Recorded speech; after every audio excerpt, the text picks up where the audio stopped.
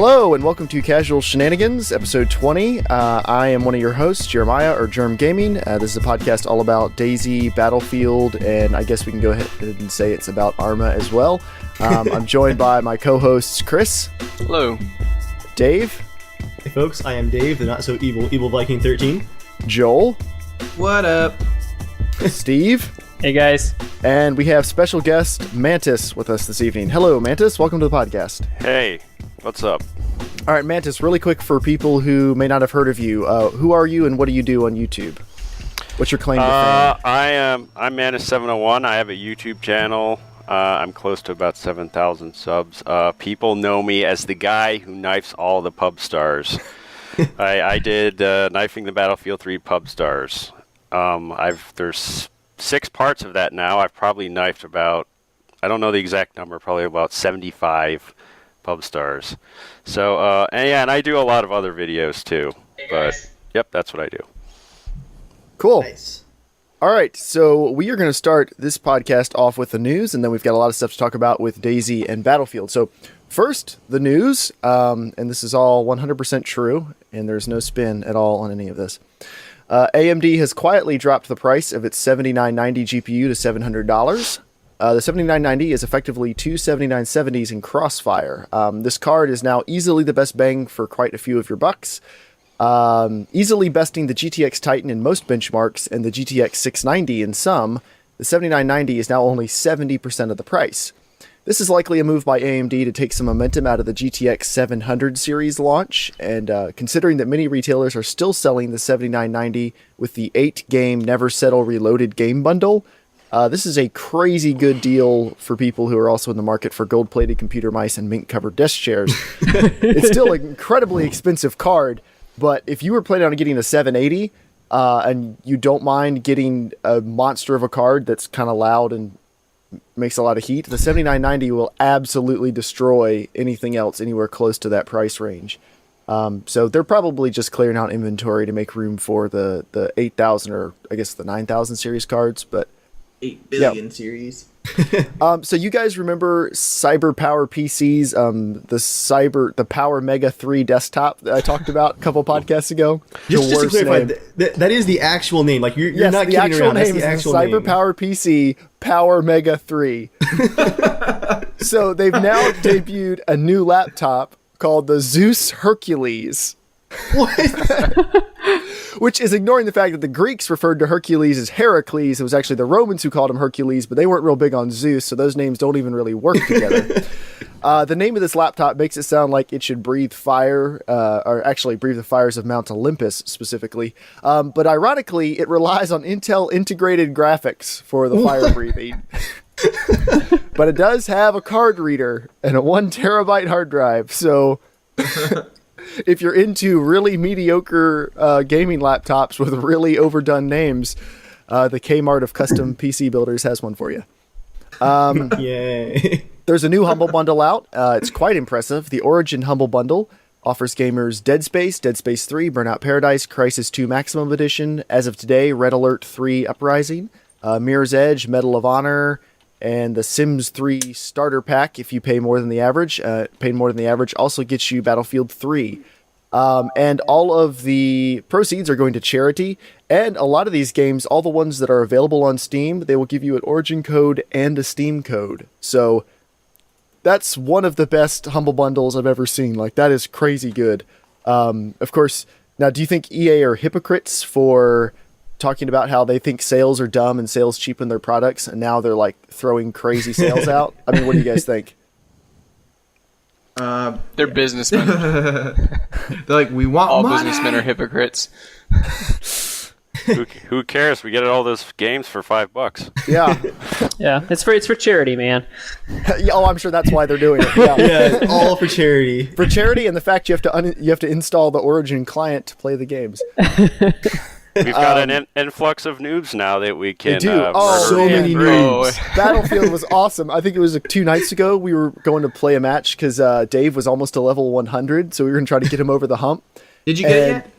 Yeah, he well, was I got it 100. within like 10 minutes. Yeah, Oh. so many noobs to kill. But yeah, we got into a match and we were just steamrolling, like absolutely plowing through people. And we happened to look and it's like, oh, a bunch of level 2s, 3s, and 4s. I kind of feel bad. It was crazy. Like, normally when I hop back in after not having played in a while, my KDR is, about 1 maybe. And, like, it was, 16 kills to 4 deaths or something. Yeah, but to all the people who are just joining Battlefield 3, it's a fun game. You'll love it. Welcome. Sorry that everyone's murdering you right now. It's just kind of how it's done. Don't give up. We promise it'll get better. Either it gets better or it stops working on your computer. But That's true. It was great for the first game. That is a The second EA game, it promise. stopped. wait, look, quick show of hands here. How many people have installed Battlefield 3 and never had a single problem with it running on their computer? Anybody?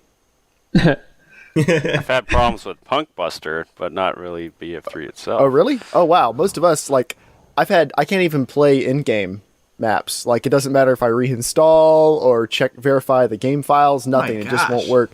And Chris and I both have this problem where every once in a while, like the first match or two of the evening, you go to start it up and it just crashes out immediately and you just have to wait till it decides it's time to go. Sometimes a day, sometimes a month. Can we start a Kickstarter to fund to actually have a decent website and installer for Punkbuster? Those guys are like the hobos of online. Are they getting paid? Like they're getting paid licensing fees and stuff. Oh, yeah, they for have old to be games, making too. some money. I have not. Maybe they're all just savants, kind of not there, but really smart. They're like, websites. We don't need one of these. They have an old Windows 95 installer. Oh my gosh. Several days after announcing the Origin Humble Bundle, EA announced the Origin Great Game Guarantee, which lets gamers get refunds for EA titles purchased through the online marketplace. You can Gaming only get a SimCity. refund within 24 hours of first launching the game or within 7 days of buying it, whichever comes first. Refunds are limited to full games, not DLC, virtual currency, or anything like that. This doesn't cover games purchased on third-party services like Steam that you activate in Origin, or like other games you install and add to Origin, or some other third-party games that would be available in Origin. But that's way better than Steam's return policy. Like, that's an actual return policy, which is pretty cool. Yeah. If they had that when SimCity came out, I might have gotten it, and to see if I was one of the lucky few who could actually run it without it breaking. But I'm kind of almost cool tempted policy. to get Crysis 3 on a day I'm not doing anything and just plow through the campaign. I don't like it. I'm wondering what they're doing to address that, because that's a thing I that don't think people there's any, exploit GameStop for. I don't know. Who knows? I think most people. I can't think of any game I've completely finished completely. Can you in buy one it day. again after you've returned it and then just save the save file and move it over? Good question. I don't know. That seems like that might be a little iffy. I mean, yeah. I'm not trying to We're not exploit the promoting system, that.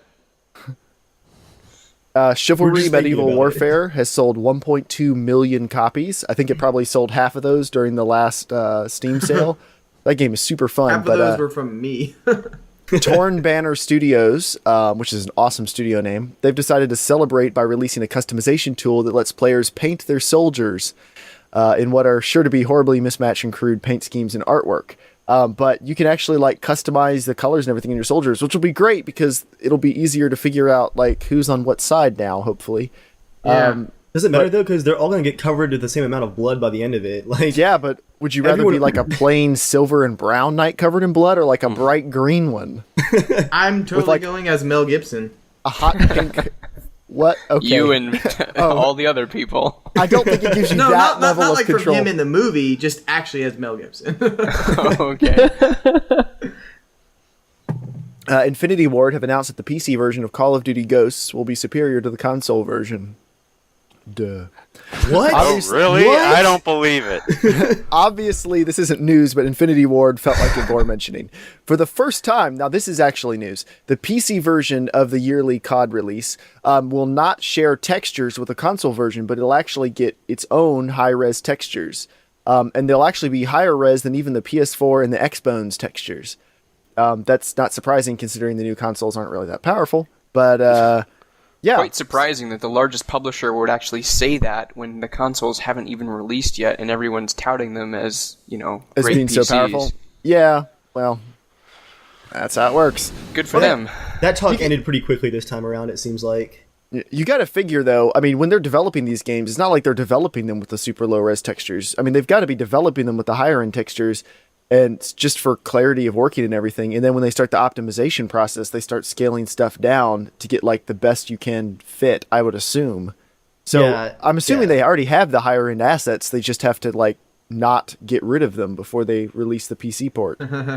Studios never do. You always hold on to your PSDs and your source files. Yeah, I'm sure that this isn't really a whole lot of extra work for them, but kudos to them for actually including it. We're caring about PC gaming just a little bit. or caring about the PC gamers whining, which might be it, because Hey, it worked with we do Ubisoft. tend to whine a lot.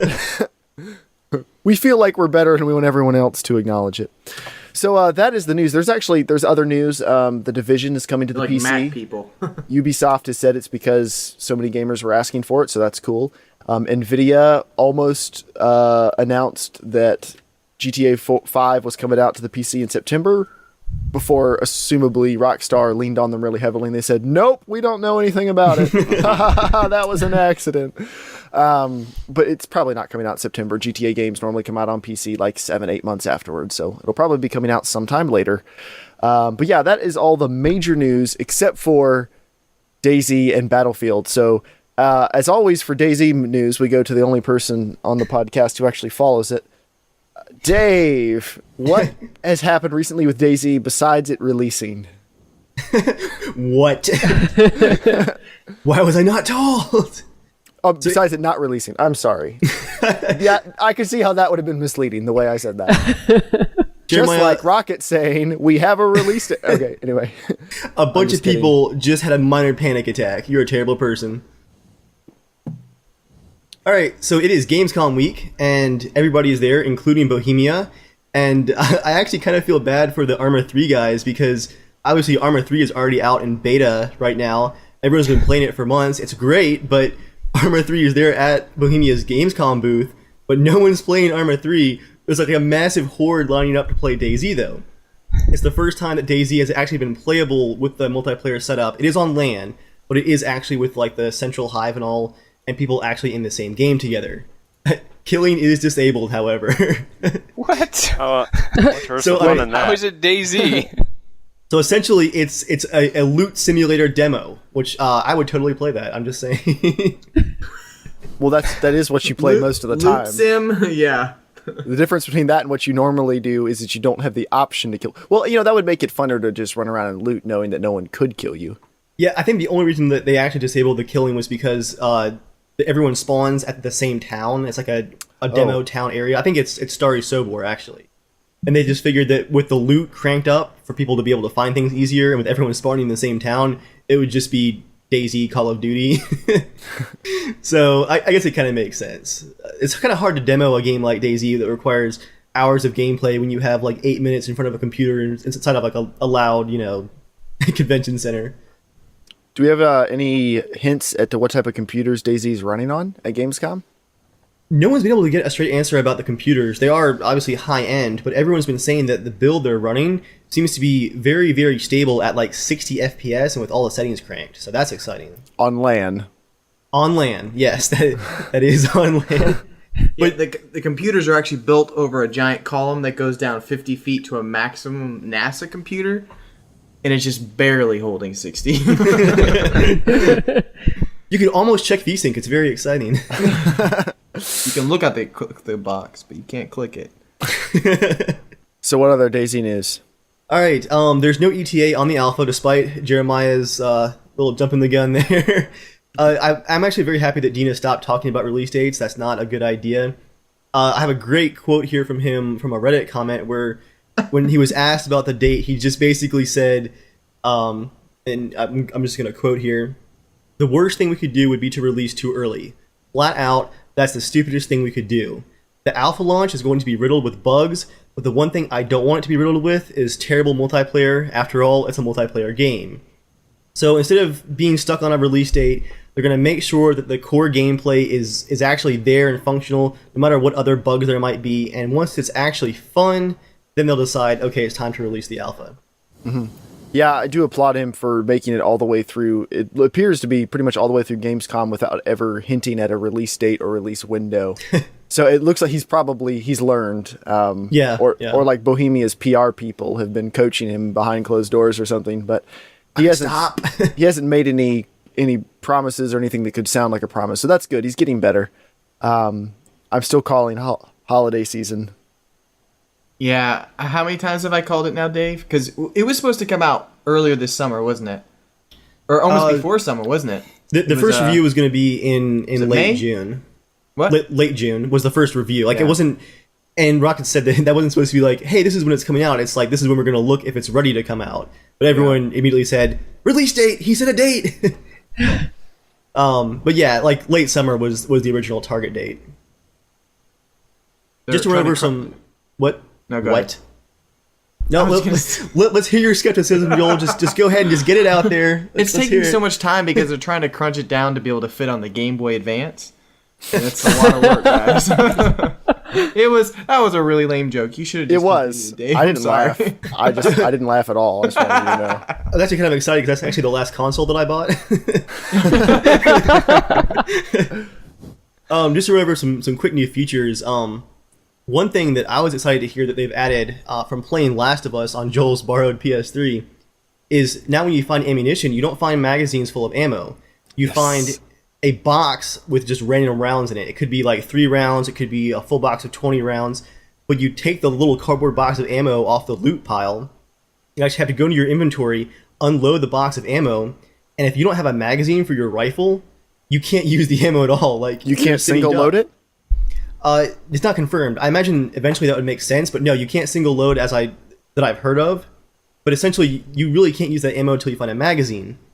So to like prep for an expedition, you're gonna have to plan it out, like get some mags together, top off all your mags, and if you get into a big firefight where you're just wasting ammo, that gun's gonna go dry. You're gonna have to like hide, pull out your backpack, and like load magazines as quickly as possible, which sounds amazing. I love that because it's someone who actually shoots guns. It'll have that nice, realistic feeling of everyone sitting around for 5 minutes going. And they've said there's going to be animations and sounds for single loading the rounds into the magazine. So I'm just imagining like you get into a firefight, the gunfire stops, and like you hear someone run away, and you hear like the chink, chink, and they're like loading the mag, and you're just like, it's time. Well, they have it so when you get like 20 rounds in the AR mag, you can barely get any more in, and you like hurt your fingers, and when it's cold outside, you get scabs and cuts on them, and you don't really want to do it anymore. Or if is you're all weak that like built in? Dave and cry the whole time as you're building them. Ow! Ow! I use a speed loader for convenience. Don't you judge me. hey, Skinner, Dave was telling me this because I was watching the videos today as well. I actually watched the video before him. I'm just gonna say that. I watched it last night at like midnight. What is this the video you're going on about? There of was the like a DayZ long ones. video that it was posted last night. Anyways, Dave was talking about the loading mechanic, and I was like, "Oh, this is gonna be pretty cool." And I Video was like, about no, what, Joel? What was there a video about? all the You new just- updates of DayZ. what he was Okay, just all talking right, about. cool. Yeah. Our current What we were topic just of talking conversation. And I told Dave, I was like, I don't know if I'm excited for myself to have this feature, but not for Dave, because Chris and Dave are going to be in the bushes for an hour loading every magazine. Like, I got to get 60 mags ready, guys. And we're going to be like, just get in the freaking car. We're gonna drive this. You know it's going to be like. I was like, I'm going to leave you behind so many times because he's going to do one shot. He's going to shoot one time and be like, oh, I got to reload. And then, bonk, bonk. Okay, it's topped off, guys. I could see that so much happening. loot, I'm man. not Yeah. denying any of that. Yeah, I'm that not would denying happen. it. Hopefully Just we get to couple- see a lot of people in their inventory like just scroll like this for hours and we can just come up and knife them. Or just knock him out. Like I want to handcuff someone while they're trying to load their magazine. Just like sneak up behind him and like zip tie him. Or you Then can like take the ammo. handcuff somebody and then sit in front of them and pull out your bullets and slowly load a magazine. Put one in, shoot him in the knee, be like, I'll be right back. I got to go find more bullets. Come back, load a few more in. Pull out your magazine, get on direct chat, and just be like, "Don't worry, this one's for you." Throw one at them, be like, next one's coming a little bit faster. As I was watching the video last night, I told my wife, I was like, oh man, I can't wait to like find a syringe and like, here, I'll give you some extra blood. Wrong blood, Ted. All right. Speaking of Anyway, throwing things, moving on. I'm just going to run down a quick list here of a couple of minor things that have gotten confirmed. You mentioned throwing bullets, Jeremiah. That's actually a thing now where you can go to your inventory and move just about any object into your hands. And right now it's kind of glitchy, like things are kind of floating, but like whenever you eat a can of beans or do whatever, like load a magazine, you actually have to have it in your hands, which is like an extra time thing. There'll be animations for basically everything important that you do, just to add more realism and make it so it's easier to get killed. Whoa, what was that? Oh, sorry, it's my phone. Oh, my ears are bleeding. You can no longer just eat a can of beans with your bare teeth. You have to have a can opener or a knife or something to get them open. You can't just gnaw at it out of desperation. So I'm sure Joel will probably starve to death with a can of beans in his inventory. do you know if you can, let's say you have 5 cans of beans or 3 or 2. Yeah. Can you put them in the little inventory slot, like on the little, whatever you call it, the bottom menu, right? Quick bar. The quick bar. Can you put like 3 cans of beans? So let's say you just hit the number 6 and then start eating a can of beans. Let's say you eat through that one. Will it go to the next can of beans, or you have to keep reloading it? Because I can see that being kind of just annoying. I have no idea. It's a really specific. I don't think he said an interview about bean mechanics. It's a really specific question, Joe. Speaking of beans, alpha testers at Gamescom have confirmed that now you actually eat like elements of the food. You don't just consume an entire like 4-serving can of beans in one go, unless you literally are starving to death. And the remaining beans are kept in your inventory, and they even have a different model for the can where like you pop the lid, like you eat some and it like goes down in the can. Well, I only say that because I was playing that the game 7 Ways to Die that just came out. Yeah. And you have to have your mag of ammo in the slots on the quick bar, so they take up space. And I thought it was kind of interesting because I was trying to think of for DayZ, like let's say you have 15 mags.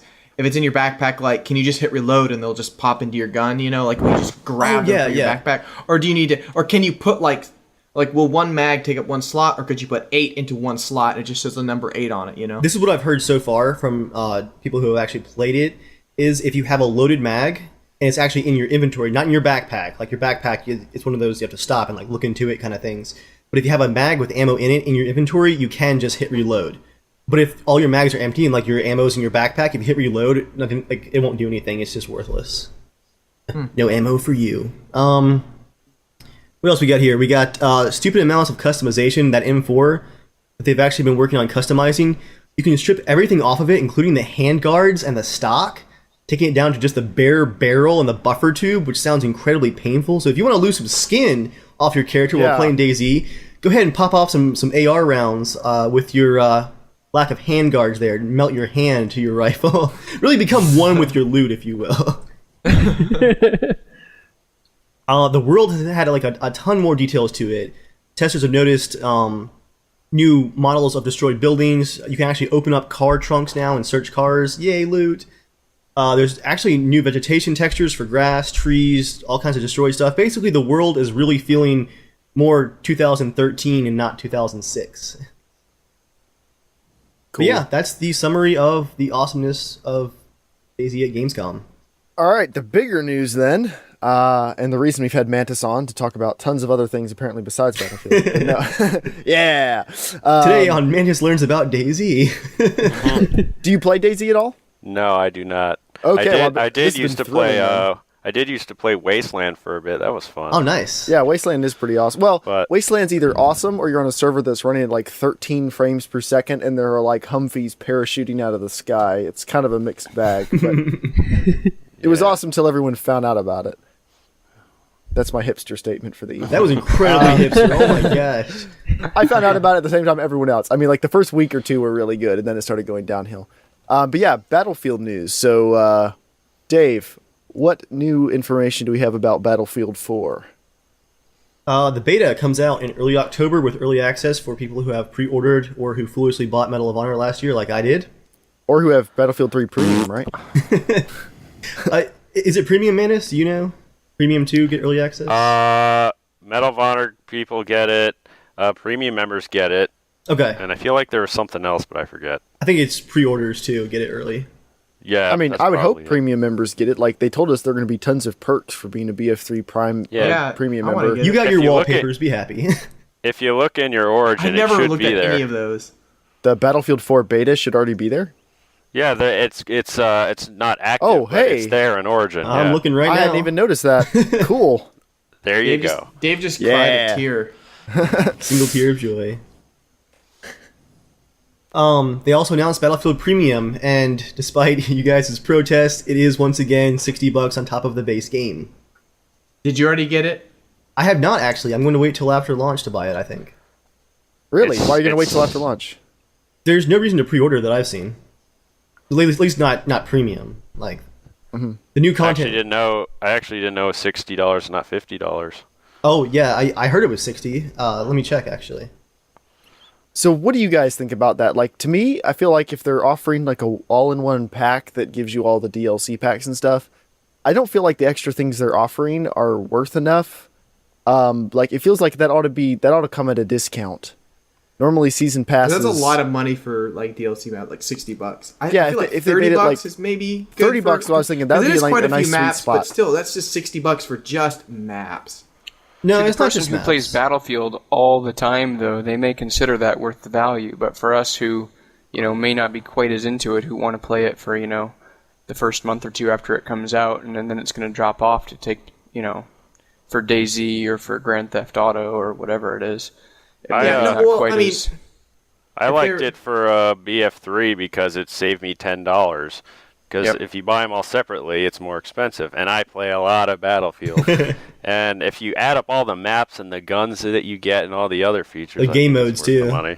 And the game modes, yeah. Yeah, but I mean, it's- you only save $10 because it was already so expensive in the first place. So That's I mean, true. if it was $30, then it would you'd be saving $20. Putting it Yeah, on but if price, you- I was if actually you- I was actually wrong on the price. It is only $50. Only. If you Okay. if you think about it, if you go back to like Battlefield 2 with Special Forces and the 2 booster packs, if you add it all together, it's probably not that drastically different in price. It probably isn't. It just, I don't know. It feels like a lot. Like it feels like a lot to pay up front. You know. It is a lot to pay up front. Yeah.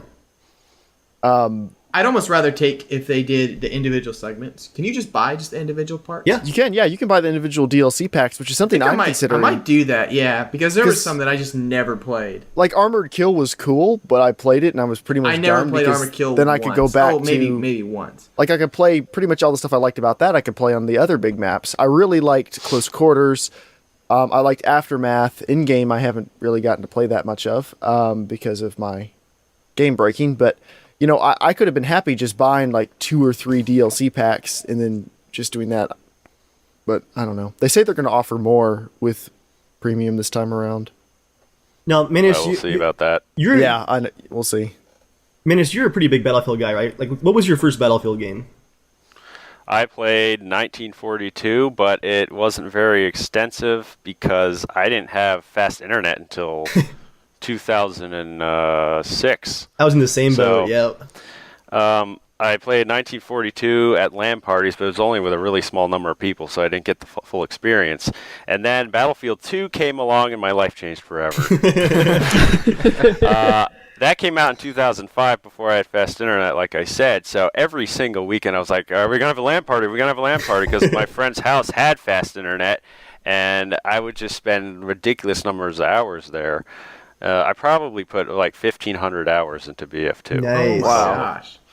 How about And the rest I of you even guys? played it. I played in Cal and TWL competitively as well. Really? nice. Wow, that's amazing. Yeah. Like you guys do? Amateur. Like not like it is now, all crazy and shit. But I was on a mediocre team. But yeah, I did play a couple seasons in Cal Maine, and I did some ladders in TWL. That's how big I was into BF2.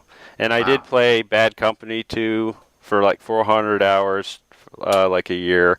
And I'm probably around. I don't know if I've hit 600 yet in BF3, but BF2 was still my all-time favorite out of all of them. That's probably true for most people. I didn't really play it much online. I mostly played it on LAN, but I don't know. It just had the magic. It was before games were trying to be so big and realistic and whatever. It was Mainstream. still it still felt like it was okay to have kind of weird mechanics and stuff because it wasn't, you The know, ragdolls were so bad.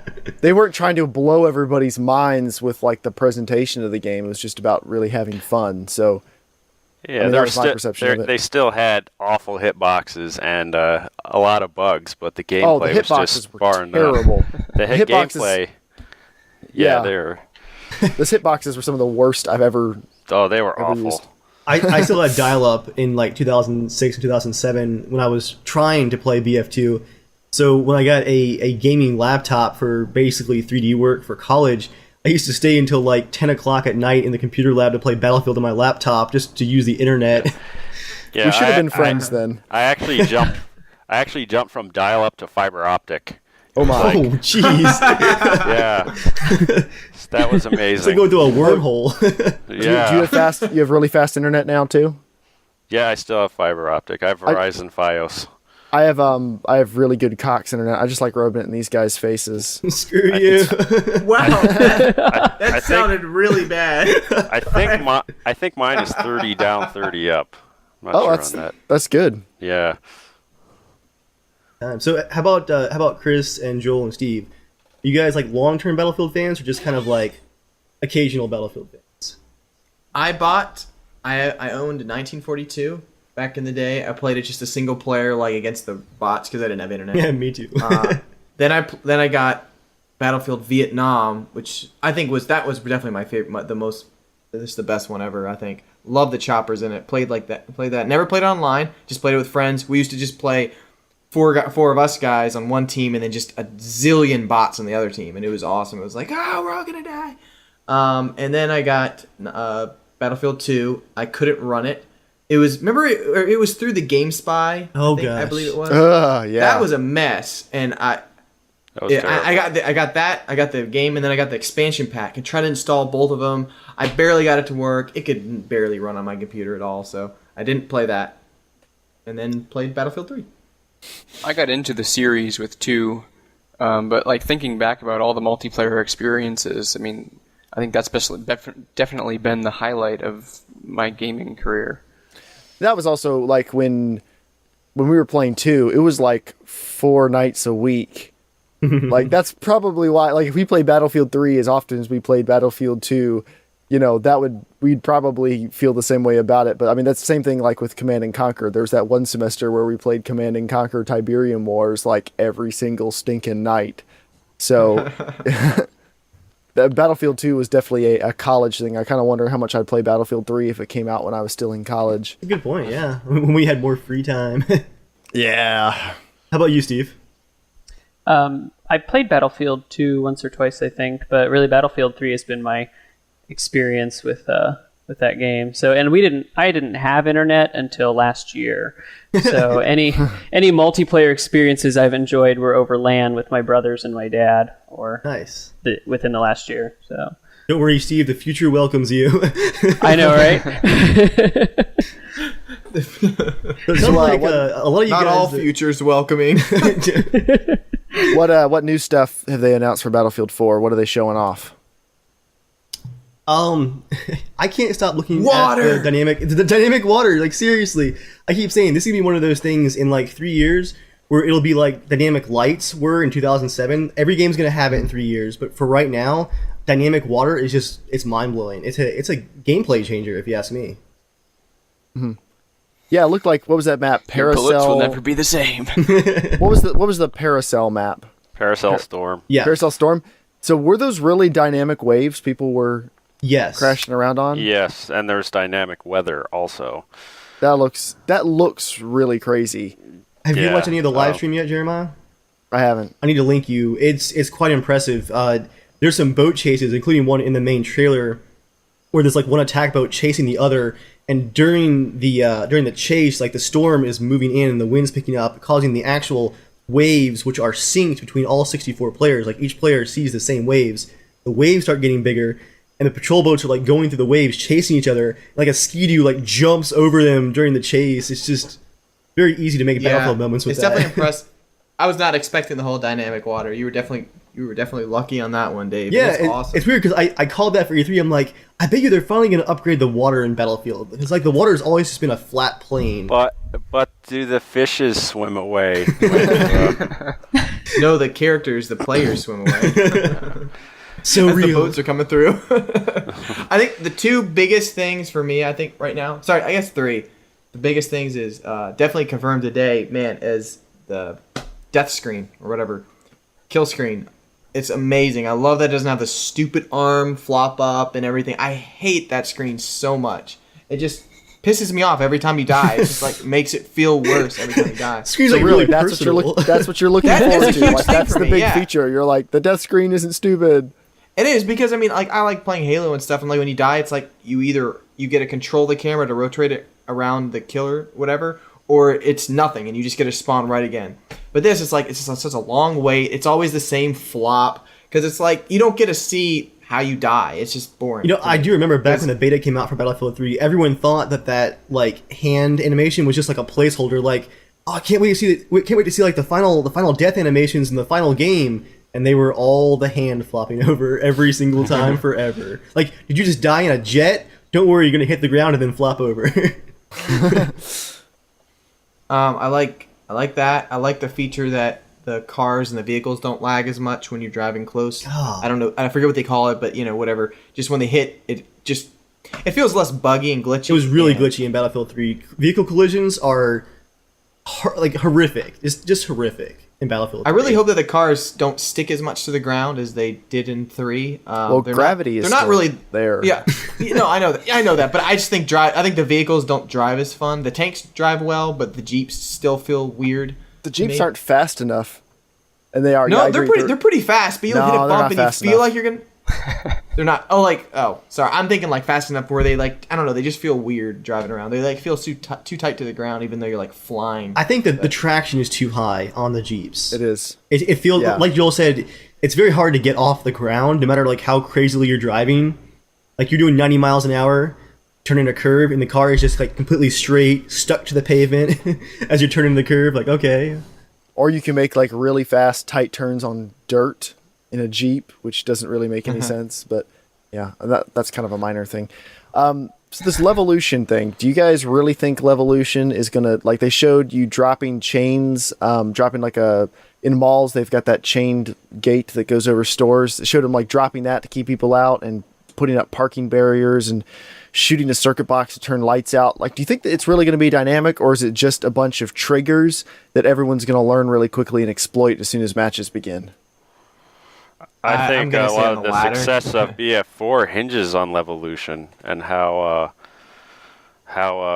innovative it really is. I think it might, depending on the impact of it, it might influence a lot of multiplayer games in the future, I think. If it's I mean, good, I could see it doing yeah. that. It could I be like the mean, loadout system in Modern Warfare. the If you original. saw the one trailer, there's a map with the dam that you can blow up, and it floods the city, and you can drive boats in between the buildings. Yeah, And the only I thing am- with that though is I feel like that map is always just going to be on water, like all the time. As soon as it starts, it's well, The only thing I kind of wish with Levolution, I like the shooting out the lights in some parts, but The I night think vision? the big events, but I think the big events are going to be kind of annoying after a while because it's going to happen really quickly. I'll have to that's throw the my map worry. all Is the that time. people are just going to learn how to trigger everything and then just do it immediately. So like within 2 minutes, that big skyscraper will be falling in that one map, and all the lights will be out. And it'll be kind of like Close Quarters, where like within 5 minutes the levels were just destroyed. Like all of the destroyable stuff was completely leveled.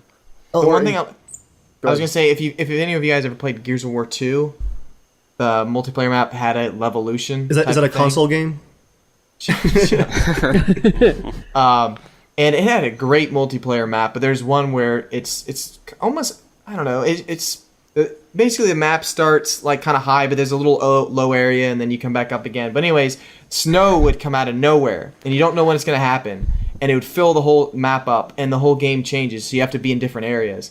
I like that because you had no idea when it was going to happen. Right? I kind of feel that some of that, like the flooding, should be more on that, where you don't know when it's going to happen, so it actually... I mean, because I think everyone's going to cause it to happen right away. Where if you don't know what's going to happen, it could kind of change battle. Where you're like you're winning on one side, then all of a sudden, crap! It's good that you They mentioned that. promised something like that though with the earthquakes in Aftermath. Like, Oh, those- you'll be playing the map, and all of a Yeah. sudden there'll be an earthquake, and the whole level will change. And what they really mean is it'll look exactly the same with a couple minor differences, and it'll work Yeah. the same way every single time, and you won't notice. The good thing is that DICE is looking at that idea that they're all going to be so canned and so easy to figure out that every time the level starts, everyone's just going to go to like knock the skyscraper over into the harbor. They're talking about every big action like that, like the major level changing ones, will have pluses and minuses, and depending on which team is controlling which points and what's going on the map, your team might not want to destroy that tower. Now, whether or not people will be able to actually figure that out in multiplayer, like, hey guys, we shouldn't like knock the awesome skyscraper over because that's going to make it really hard for us to control this point. That's It'd be still to cool be too, seen. like if it was just more difficult to do certain times. So Yeah, actions yeah. that would be player triggered, like there'd be a percentage base that would randomly generate at the beginning of the level, is like how easily this action would take place. Yeah, there you go. Because shooting at a building, it's not going to fall the same way or at the same time every time. And for the weather, certainly, like, Joel, you mentioned snow, like, for it to roll in at the same time every match. Like, it'd Yeah. be cool if it didn't even happen some matches. Like, that Yeah. went beyond, Oh yeah. that'd be a nice touch. So, like, sometimes this map was snowy and sometimes it wasn't. Yeah, or like if it was just all stormy, like as soon as you jump in, it's just stormy the whole time, or who knows. But I think, yeah, if it was just more random and less super player controlled for the big events, it might be kind of cool. Do we know how the weather Is- changes on the Paracel map? Is it dynamic? Is it like a random amount of time? Is it that's like a set time, or is I heard it was dynamic. okay? Sweet. The weather changes to like stormies like whenever. Because I've been watching some of the live stream. I haven't had a chance to watch a whole bunch of it, but it did seem like it wasn't like the same time when the storms got there every time. Like sometimes it happened really fast. Sometimes the match was almost over before the wind started picking up and the storms really started coming in. I heard the storm weather is connected to Obama, and so whatever his mood is, it's like sunny or stormy. Legit science from Joel. Really nailing the jokes tonight, Joel. And on the note of actually like the smaller scale evolution, I thought it was cool. DICE was talking about those what are they called? The billards that come out of the pavement. Is that what they're called, right? I'm not sure. The parking so. things? Yeah, those parking things. They control that main bridge in gosh, I'm forgetting all. What's the map called? Siege on Shanghai. There you go. Mantis for the save there. There's a button you can hit like next to the bridge that pushes those up. And DICE was talking about in some of the beta tests, players have actually gotten together to play the bridge toll, basically, where they take control of the switch, control the bridge, wait for their team to take control of an area, raise the billards, and actually control it so that enemy vehicles can't go by, and like they actually defend the switch to keep vehicles from being able to support the points across the bridge. And it happened dynamically. That was pretty cool to hear. Yeah, there'll be a lot of interesting strategies popping up, I'm sure. Do we know which map we're getting for the beta? Or maps? Shanghai. Siege of Shanghai, yeah. Siege of Shanghai. That's the one they've been showing with the skyscraper falling and everything. Yeah, Makes sense. I was hoping for one with jets. I'm a bit disappointed. Hey, but it's not Operation Metro, which may be showing up in Metro the player's is coming choice. back. Yeah, because obviously that's everyone's favorite or second favorite Battlefield map. Yeah. According to metrics. They, 10 billion hours of gameplay, can't lie. We actually know all 4 maps that we're getting. If you watch the trailer, they show brief glimpses of Metro, Caspian Border, Operation Firestorm, and Is it holy Gulf of crap, Oman? Gulf of Oman. So Yes. Gulf of Oman, I mean, that would be a Battlefield 2 map that was ported into Battlefield 3 and Yes. ported into Battlefield 4. Does anyone else feel like they should just take another Battlefield 3 map? That's one of my favorites, though. That's a pretty classic map. I think the Karkin expansion was probably the best expansion, but I thought it kinda Oman was. was the weakest map out of all 4 of them, personally. Really? Yeah, but hey, whatever. You're wrong. The one I really didn't understand was Firestorm. Yeah, that was surprising. Yeah, I wouldn't say. I mean, would have. which one would you have picked? I would have. Well, they're going based off the most popular maps, so I would have guessed Damavand Peak or Noshar Canals would have made it in there. That's true. I wouldn't have picked either of them probably, but If they really were doing the Levolution dynamic level destruction stuff, I'd want to see a close quarters match Because like those maps can be really fun if you're stuck in whole if you're place stuck in just the falls into- exactly. Like if people Everybody are just dies. blowing holes through the floors and stuff. I'm really hoping that what they do with Metro is you're able to go above the Metro with the collapsing ceiling and whatnot, and go in the city above it. That would change. That would make the map awesome. I think. That's true. They could be doing something like that. The where they're really elevators. just There's extending- Instead of like elevators those there, areas too. that are just grenade tunnels that like actually start to be destroyed. Oh, Yeah. that would be good. We That did would see be a good roof if- collapse in the trailer in Metro. What appears to be Yeah. Metro. Yeah. A roof collapses. So That could make that a great map. Maybe. Yeah, it's Roof true. collapses and Maybe. people just flood in. Yeah, that's what I I want to see like a team like RPG a train down the tunnel into another team's capture point. That would be good. big goals here for Chris. I think we have all 5 expansion packs confirmed as well. Yeah, it is Well, 5 premium expansion packs. They better have them confirmed if they're taking money. Yeah, and I know they said this with Battlefield 3 Premium, but they're saying they want to add more value with weekly updates to Premium and not just the main expansion packs, because we were promised a bunch of extra content with Battlefield 3, and we got some, but I don't know if I count like PDF guides to the maps as amazing content. I never went to that site once. I only went there once because... Sorry, I just totally contradicted myself. I went there because Dave told me to go there, and I was like, oh, there's videos here. People who buy premium don't need a PDF guide to the map. They'll just That's a figure it good out. point. Yeah, it's the wrong demographic for PDF guides. The 5 expansions are Second Assault, which is the Battlefield 3 maps, and, well, Oman. China Rising, which is it's described as the Chinese mainland. That's about all we get for that one. We have Naval Strike. Some really unoriginal names here. Not very exciting names. With Dynamic Ocean Combat as the Chinese Armada. I hope we get some bigger naval stuff in the base game, but maybe we'll get it in that, if not. I really hope there's a map like Iron Gator. Who remembers Iron Gator? Anyone? Oh man, I'm forgetting this one. It's from the Battlefield 2 Special Forces expansion. It took place on an aircraft carrier. Oh yeah, I've I've heard played of the that aircraft one. carrier map. I don't remember the name, but I've played the map. Yes, that's the map. I really hope that something like that makes a return, because that would be awesome. We also have Dragon's Teeth, which is urban warfare with the U.S., and then Final Stand, which is endgame for Battlefield 4 with no description. My guess is we're not going to see submarine stuff until one of the DLCs. Think so? Yeah, I think we'll see boats and stuff, but not submarines. Because you know that's going to be a huge deal for people to be like, oh, I'll buy it because that's submarines, so... Yeah. All the boring simulator is what that's called. Yeah, I don't know if submarine combat's going to be that exciting. Dun dun dun dun dun dun. Turn Final KDR 2-1. above the water. There's just like jets and helicopters flying around and jet skis jumping over things below the water. It's like, we'll be at the shore in 8 minutes. Unless, imagine this, guys, you get to shoot off a nuke. Like, if your team is, like, really close or gets a certain amount of score, what if you could shoot a nuke out of it? That'd be awesome. You just wait the whole game to shoot your nuke. I don't think the maps are big enough for a nuke to take out the team without killing everybody. Unless know, the maps are getting bigger. They haven't really this talked next about the gen? maps getting bigger, have they? I don't think so. Which is weird Yeah, because they haven't for, mentioned size, I don't think. for Battlefield 3, there was a lot of talk about, like, we're bringing back the big maps, unlike Bad Company 2, and sure there were some pretty big ones, but there were also some really tiny ones. Well, the big ones were certainly... I mean, Armored Kill could have been way smaller. It felt like on that one they were really like, hey... Or wait, was it Armored Kill? Is it... No, that was the name of the expansion. No, what was the name of that? Armor Kill. Oh, sorry, you mean like the base game? No, that map. He means the one big desert tank map. Bandara Not the Bandar Desert? Desert.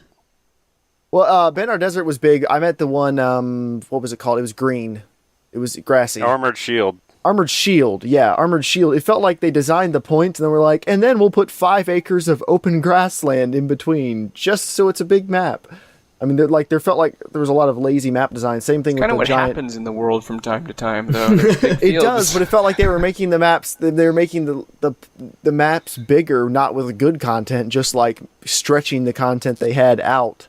But that's not the best example. The other maps in that game, in the expansion pack, were really, really detailed, like everywhere.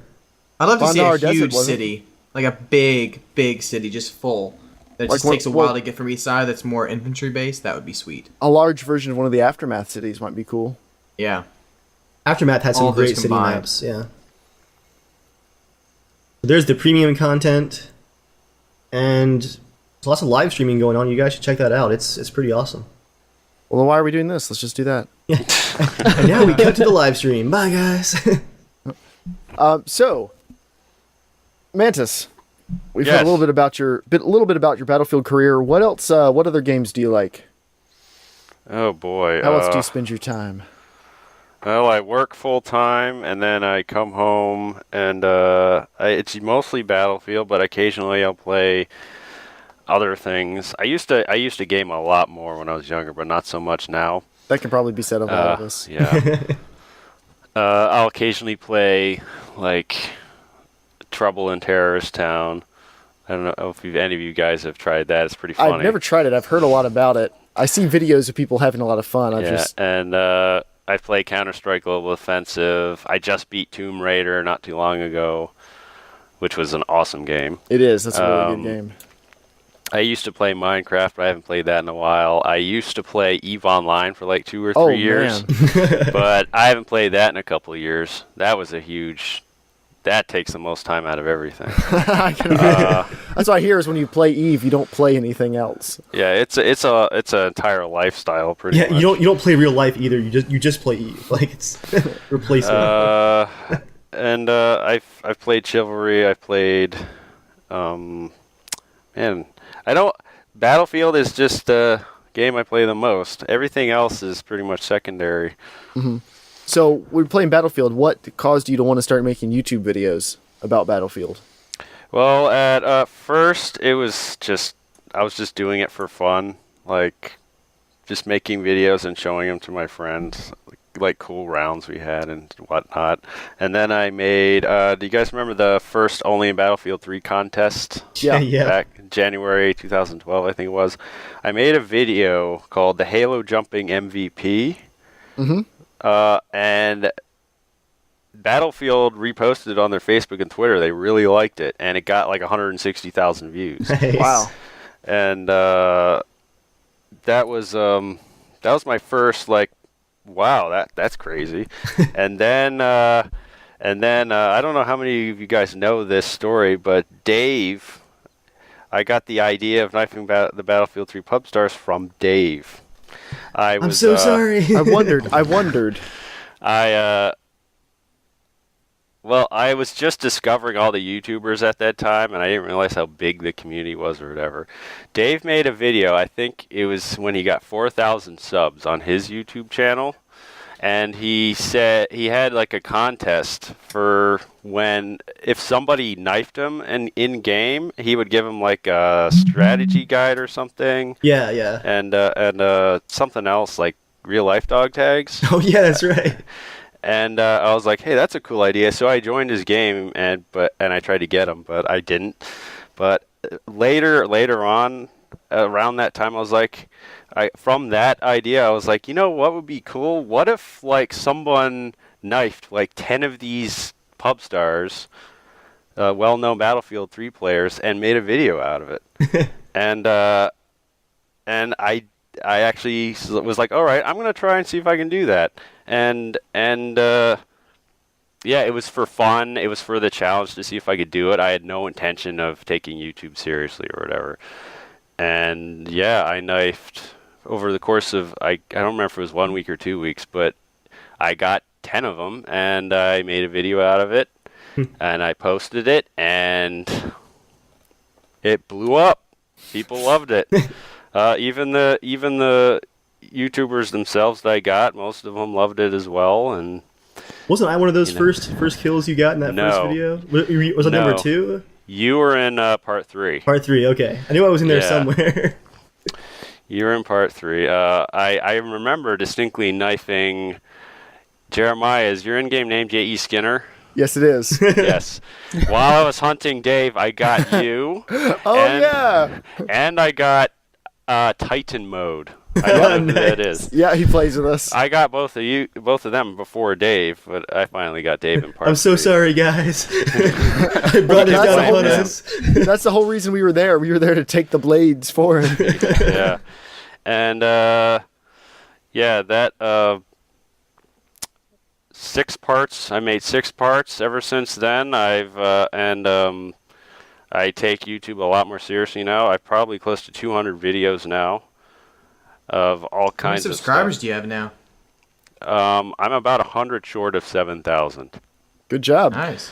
I'm growing slowly, but it's getting there. I'm growing a lot more slowly than you. I've been doing it longer too, so you're doing a good job. It's been a really crazy ride. I've been to PAX East, and I met a whole bunch of people there back in March. I'm going to PAX Prime in a week, actually, in Seattle. Wow. And I'm going to meet Dasgro again, and in the works there. Nice. And You should tell Deskro hi from us. He's actually been on our podcast before. Was it the first episode? Second episode. Back in Oh, yeah. December, he was on here, actually. I when I went to PAX East in March, I met him there as well. I Nice. shared a hotel room with him, and I also met Epona and Fake Thriller and Snoof 603 of Shoosty Bang were there, and Jimmy the Snake was there. But yeah, now I'm going to be sharing a hotel room with Dasgro again, and In the Works Media at PAX Prime in Seattle, and Cool. I'm really hoping to play Battlefield 4 if it's there. EA does have a booth there, so we'll see what happens. If nothing else, Really nice. Cool. you'll have the safest hotel room at PAX, that's for sure. If you're staying with Deskro. Yeah, we're actually at a hotel like 2 blocks from the convention center. Nice. But So you get Yeah. out of bed at like 4 a.m, stand in line for like 9 hours to play Battlefield 4. Like that'll be the whole conference, pretty much. yeah, I don't know if I'll be able to play it, but I'm hoping it's there. I know EA has a booth there, but we'll see what happens. I'm really excited. Peggle 2.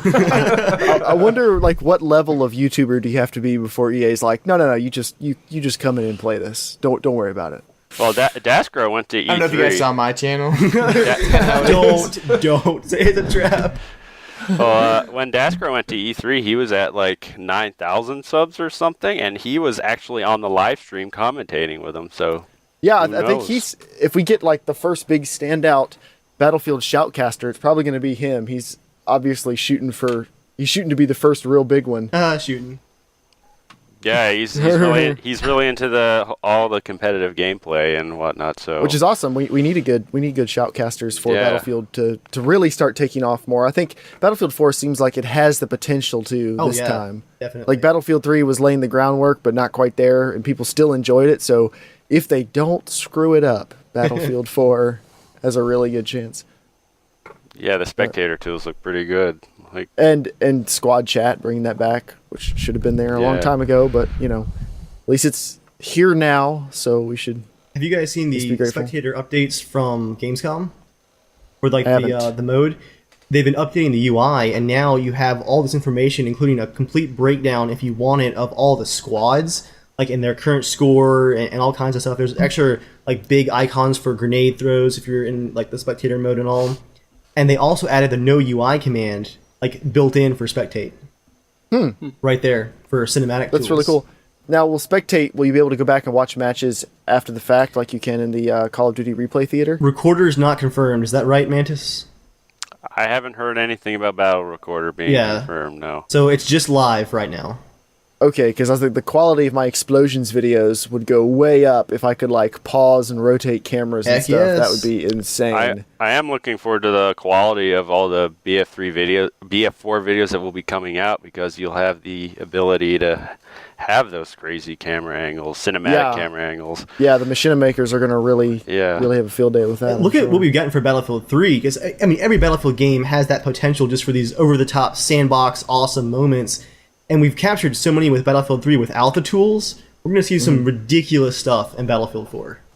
That's what I'm hoping. That's what I'm hoping. Me too. Yeah, I spend way too much time on YouTube already, like just watching people's stuff. It's really, I watch this more than TV. It's just people come out with great stuff. Nice. They do, yeah. There's a lot of really awesome content, And I know this because it happens to me. Like, my channel is still fairly small. And it happens to me on a fairly regular basis. People will watch and be like, wow, that was a really cool video. Why have only 30 people watch it? And I'm like, I don't know. But then then all the time I run across people with also tiny little channels. I'm like, whoa, they're making really awesome stuff. Like, why aren't people watching this? The whole YouTube thing is a whole nother topic altogether that we could dedicate a whole podcast to. That'll be when it's me, you, and Dave, so these other guys don't have to suffer through it. It's you learn a lot of new things doing this YouTube thing, and we won't get into it now. Yeah. We'll have you back on for another podcast because Dave and I talk about this a lot. Yeah. Yeah. And we'll have to have Joel too, because Joel is all about YouTube. Like, he's pretty hardcore into it, you know. I've kept the channel steady since 2005. And they haven't shut you down yet, is the amazing part. I know. Yeah, if you want to check Joel out on YouTube, his name is Boundless MP, like multiplayer, Boundless MP.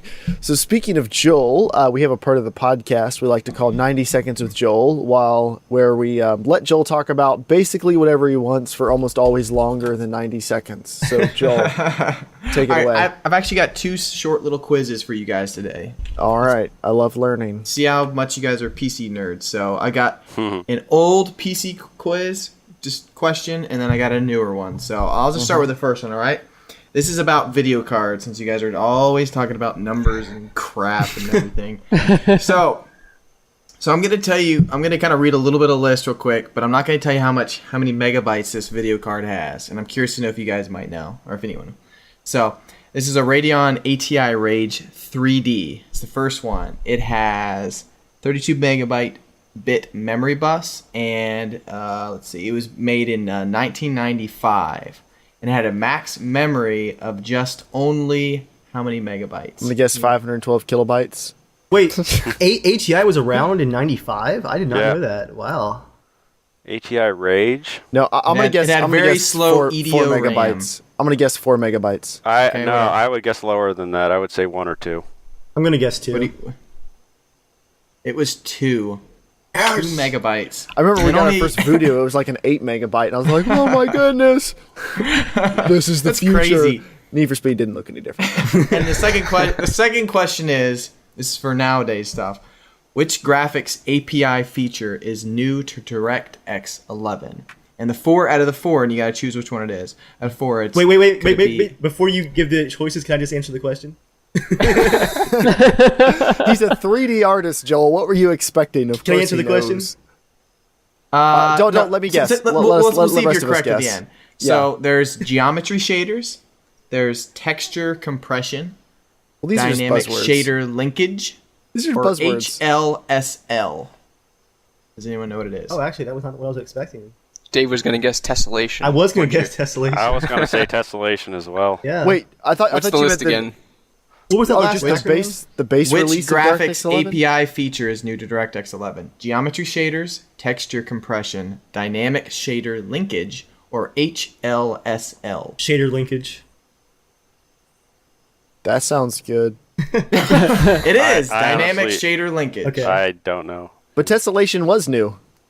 That's not from the list, though. So I mean, this Well, I is don't just care from about the that list. The first list one. is wrong. Wasn't that started with DirectX 10? No, No? no. Are you sure? I'm not sure. pretty sure. I almost want to Speaking say of it was in 10. Engines. Well, Dave, you look it up. I'll talk about engines for a second. CryEngine have dropped the number on the end of the engine name. It's now, instead of CryEngine 4, the new version is just CryEngine, and they have shinier puddles now. Forget the puddles. You see what they're actually involved with, though? It's a fully dynamic weather system. Actually, it looks even more powerful than You've unleashed the Battlefield's. beast. Shut up, Bill. You sent me this video earlier. I don't want to hear it. Oh yeah, that's right. Yeah, the puddles though, the way that they actually dry up, like from the edges in, it looks really, really real. It's pretty amazing. And more exciting for me because I do development in CryEngine. They've removed the freaking login feature to protect their engine. Like the free version, the free SDK, had a password login system, and at one point during an actual work project, their login servers went down for like 2 days. I couldn't even open anything on my local machine because of it. That's not good. That was not good at all. Yeah. So they've removed it? Yeah, it's going to be removed, and there's a new I forget the exact term for it, but a new texture-based lighting shader that looks amazing. So exciting things are coming, and it's still free. And you guys should all download it and watch your computers burn like I do. So before we turn it in for the night, I did have a couple more questions for Mantis about Battlefield that I forgot about. Okay. So, what are you've been, of course, following Battlefield 4 a lot. What are you most excited? Like, what do you think is going to be the biggest thing with Battlefield 4, the biggest change or improvement that's really going to matter out of all the things they've been talking? You think it's really going to be it? Yeah, I think that's the game changer right there. That and the 10 knives. There's 10 of them? Yes, there's 10. Oh wow! I have the list in front of me right now. If you want to hear it. Sure. There's a shank, machete, Bowie knife, carbon fiber, improvised, scout, survival, trench, bayonet, and ACB 90. Wow. I'm sorry, Joel. Joel, you're a dead man. I'm coming for your tags. I'm never gonna unlock any of this crap. Yeah. So Dave, watch your back. Ah, dang it. I just want you to know that I'm starting completely over again, and I'm gonna get everyone from the start. All right, you guys hear that? And I need my Secret Service for Battlefield 4 for the launch. You all have to pre-order now because I need help out there. Yeah, I guess so. I guess we'll have to hop in there. Yep. So I'm gonna have a lot of fun with that. So you've probably knifed more people than the rest of us put together, or at least you've put more time. You've probably put more time into knifing people. We're all opportunistic knifers. You actually try to knife people. Like, what would you say you've learned by trying to knife all these pub stars? Like, have you learned awesome techniques for knifing, or is it really just run behind them when they're not looking? There's a lot to it. Yeah, I've learned quite a bit. I think I have like 3,000 knife kills, which is, in the grand scheme of things, people think that's low. Really? But yeah. But it's changed my game style a little bit to where I kind of mix my knifing in with my normal gameplay, which I think makes players a lot more dangerous if they know how to use it properly. Mm-hmm. When I play normally, I don't purposely go out and hunt people unless they're so damn oblivious. I'm like, okay, I'm gonna stab this guy. The most obvious thing I learned is when you're rounding a corner, for example, and an enemy is rounding the corner at the same time, and you don't know each other is there. As you pass them and you notice them, and you're like, oh shit, there's a guy. If you do a 180 immediately and hit the melee button, you'll probably take him down. That's just one example that I've learned. Quicker than he can spin around and shoot you? Yes, because you'll instantly kill him while you may get hit once or twice by bullets, but you'll win. But I've learned a whole lot about flanking. I already knew a lot to begin with because that's my play style, but flanking and just surprising the enemy from behind and all that. I don't like to attack people head on, so yeah, I think it's made my playstyle a lot more dangerous because it mix it in with your normal gunplay and you're a lot more dangerous. Mm-hmm. And so what are you most worried about for Battlefield 4? Most apprehensive about? That's a good question. Apprehensive. Well, I want the maps to be actual Battlefield maps, like asymmetrical, like going back to Battlefield 2, the maps in that game are amazing. Just big battlefields.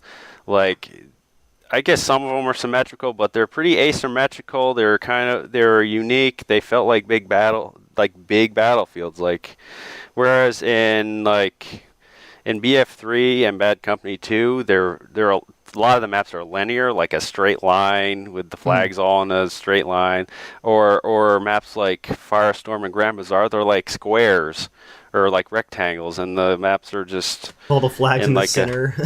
Yeah, and a lot of the maps they design like 2 or 3 maps that are really, really close together, forcing people to, like, everyone's just in a clusterfuck right in the middle, and I want actual, like, amazing maps. I want that to come back. I don't know I if would rather have that instead of having 30 maps and all the between all the expansions and stuff. I would rather have 15 really good ones. And then you have the problem with some maps are awesome on Conquest but suck on Rush, and some maps are great for Rush but suck on Conquest. Metro comes to mind. You know, Shark That's probably Canals, one of Team the problems Deathmatch. with them is that linear nature is somewhat necessary for Rush. yeah. Oh, yeah, that's a And good point. they always want to double their assets, or use half their assets. Yeah, and Using both modes. besides that, obviously the netcode. Yes. But I heard the netcode's going to be pretty much the same. So Oh, really? I don't remember where I heard that, but I heard it was going to use the same netcode. Yeah, so. it's still client-side hit reg from what I heard, but it's just it's improved. I certainly hope it's improved, but it's so infuriating rounding a corner, being behind a wall for 2 seconds and still dying, or ducking behind something. That's been the bane of the entire series' existence, in my opinion. Is the hit reg. For anyone who doesn't know what the netcode is, that basically how that affects you when you're playing Battlefield is just like Mantis just said. Anytime you're getting shot at and you duck behind something and then you die a second later, that's the netcode. That's because it's crummy. It's the hitboxes. They lag behind your actual player model a little bit. So, I mean, it was probably the worst in BF2. I mean, I remember aiming TV missiles at choppers, but you have to aim kind of behind it as opposed to straight at it because the invisible hitbox was slightly lagging behind the actual model. And it's the same way in all the Battlefield games I've played. I mean, it's improved since then, but it's still an issue, and it drives a lot of people up the wall, including myself. I think that's probably why Call of Duty has reached heights that Battlefield just hasn't, is because they kind of nailed this stuff years ago as far as the hitboxes. I know everyone hates on Call of Duty, but I have to agree with that. I played Call of Duty 4, and the hitboxes were so much better than Battlefield's. Yeah, well, I mean, honestly. Modern Warfare really did revolutionize the first-person shooter multiplayer genre. I mean, I played tons of Modern Warfare. I mean, it was really awesome. People hate on Call of Duty because they kind of ran out of ideas a couple games ago, and they're still going. Yeah. But that's because they actually nailed the core stuff a while ago. It was good gunplay 7 or 8 years ago, and now they don't know what to do with it. And Battlefield, I think, is still not to that level. The Levolution stuff is cool, but the base game still has some fundamental flaws. To be fair, the Battlefield is a much larger, more expansive, complicated game than Call of Duty, so that's probably part of it. Yeah. But I'd rather have it be a little bit smaller and work well. I mean, I don't care how big the map is if I'm getting upset 3 or 4 times a map because I don't feel like I should have died, I was behind cover and I get killed or something like that. I'd rather have a little bit of a smaller game that I feel good about. And the last thing I like to mention is I'd really like Battlefield esports to come into its own finally, but I'm still apprehensive about that for several reasons, but we won't need to get into that now. Yeah, I'd really like that to finally take off and have some more legitimacy. Yeah, We'll I'd see. like to be able to watch it. Yeah, we'll see. But I'm looking forward to being able to watch it. For the month I played Tribes Ascend, it was really fun to go online and find pro tribes matches. I don't know if that's still going on, but that was really enjoyable to watch. But anything you find of Battlefield is just people doing what Dasker does, just doing kind of post commentaries, which are cool, but it's not like the big esports presentation. Yeah, it's not like StarCraft or League of Legends. Yeah. I mean, they're absolutely massive. Yeah, Call of Duty did. And Halo too. I wouldn't go that far. I mean, I don't know. It's just I don't think an FPS has really become Hasn't become huge. that quite that's for sure. big yet, as far Right. as esports go. I mean, there's been close ones like Counter-Strike maybe, but I would say Counter-Strike is. I mean, it's I just don't think Battlefield will ever become that because all the mechanics won't be working at optimal 100%. Where Counter-Strike is just so minimal, it really is down to complete skill. It's so minimal of a game, and that's why Call of Duty is kind of close as well. But Battlefield, there's so much. There's just too many things, and if you talk with like really pro level people, they'll say oh yeah, it's a great game, but they also say because this thing doesn't work and you have this and this overpowers this, it's not a super leveled game for that kind of sport. Yeah, the problem is they can't design it for the pro players, which are a very small percentage, and the massive audience. I mean, they can't do You that. really have to design a game that makes people start working into consistent teams, which I think would build that esport mentality. If people regularly played together, just really making that clan system even more intuitive and making the squad system intuitive, because you're not going to follow one person necessarily into a kind of Battlefield experience. It's kind of antithetical to the way Battlefield works. But, would you guys agree? Well, I mean, in Battlefield 2, you had that. Your squad leaders would actually lead the squad. And in Battlefield 3, all you get is people laying down squad commands that mostly everyone ignores because they can't talk to you. But like back when you had to spawn in your squad leader, like when your squad leader was worth more, people actually did what their squad leader said and stuck with them more. So, if they do put more emphasis on that, they could possibly get that back. Yeah, in BF2 you had the commander. I used to play a little bit of this, like I mentioned earlier in BF2. There was a dedicated, and I used to do 8v8s, and you had the dedicated commander and the squad leaders, and you could only spawn on the squad leaders back in BF2. You couldn't spawn on anyone. So it changed strategies a lot, and it was a lot more strategic than I think it is now. But absolutely, yeah. I think Battlefield 2 was maybe just a little ahead of its time. Like the esports idea wasn't there as much back in 2005. Like internet access wasn't as good. Just the whole live streaming, the whole scene wasn't good enough. YouTube was brand new. So there was Battlefield 2. Like if it had come out in 2010 or 11 or something, it could have been huge in esports. Ignoring the old game mechanics, but everything else about it, like it could have been probably a much bigger success in the esports community. But maybe they will recapture some of that. Well, they brought back Commander and they brought spectator tools back, and I'm cautious, but I'm hoping it'll make some inroads in esports. The thing about esports is they all function on games that don't change drastically over time. Where with the current release structure, you get a Battlefield game every 2 years. Is it every 2 years? It's every 2 years. Every 2 years, which fragments the community. I wonder how long it will take if they actually desire to push for an esport. That's going to be a challenge to it, and that every 2 years they split the community. Whereas like StarCraft's been playing the same game. Would they ever go to just a Battlefield and it's kind of regular updates? But it wouldn't surprise me if Battlefield became a $10 a month thing. Like you just paid. I was actually thinking of that because the Elder Scrolls Online just came out with a subscription. I was thinking it's going to be a subscription game, which is so dumb. I think it's going to be free to play within a year. I know, but I was like, Dave would subscribe for Battlefield. He would be a subscriber. It's probably the only game I would subscribe to. Well, that and DayZ. If there's a bit, yeah. I would subscribe to DayZ. Yeah. But instead of premium, what if in like a couple games it's just Battlefield, like Chris said, and you pay $10 a month? Works out to about the same amount per year as if you bought premium. It's not super cheap, but you just pay $10 a month or $5 a month or whatever, and they just release expansions and updates, and it becomes a service. It's kind of like EVE Online. EVE Online has been 10 years now.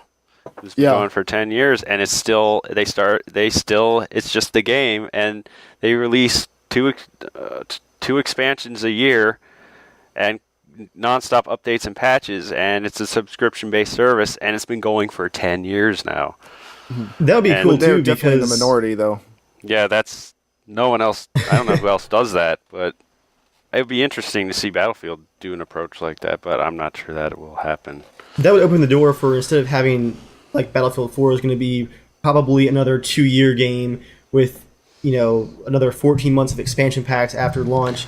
Instead of that, maybe you could get like a Battlefield Modern Warfare with say 10 maps, and then a 6-map 1942 or 43 again, and then like a future version. It could like mix it up a bit more versus just this big hulking product that has to be supported for longer. Maybe. We're kind of speculating. I'm also curious to see. I'm assuming EA is not going to try to revive Medal of Honor again for next year. No, I heard for their it's fall done. release. They gone.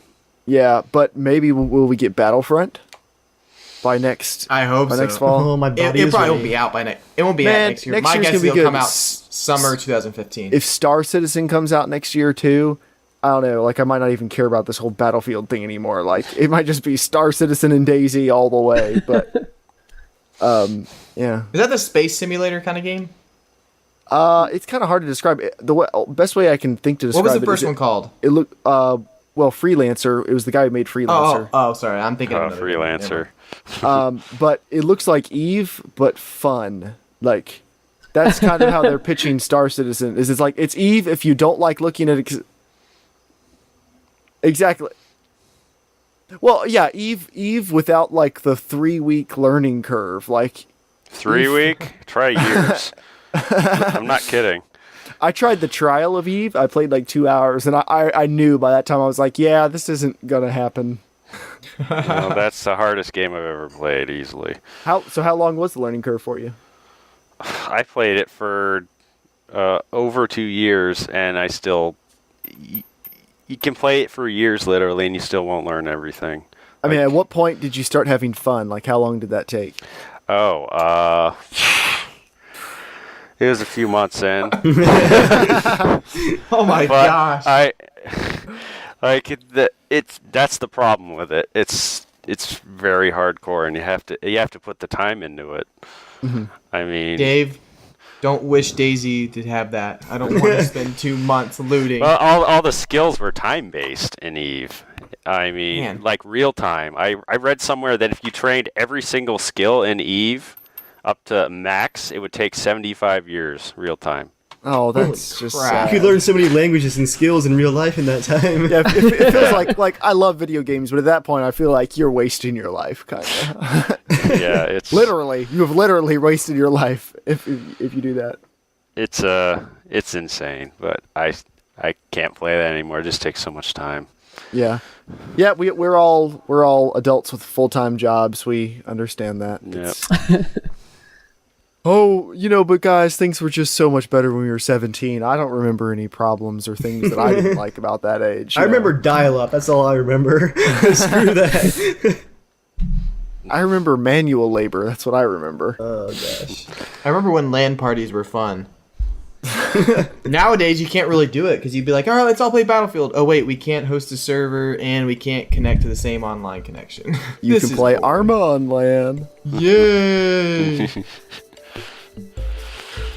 Well, guys, if you want to follow us online, you can follow Dave, Evil Viking 13 on YouTube or Evil Viking on Twitter.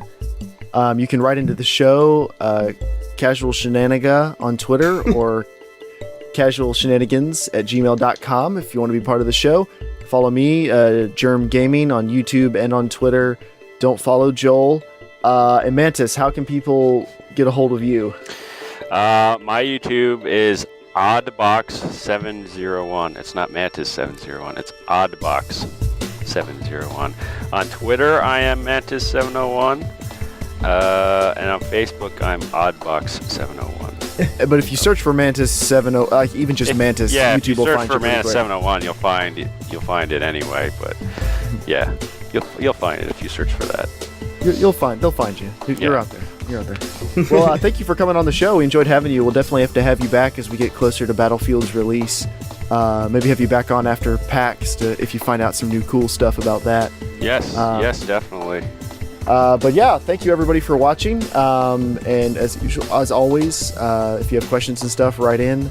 The podcast is fun, but YouTube is what pays the bills. The very tiny bills. It pays very small I bought portions. a gum pack today. It pays very small portions of Fill one up of your my gas bills. tank. Yeah, once. Yeah.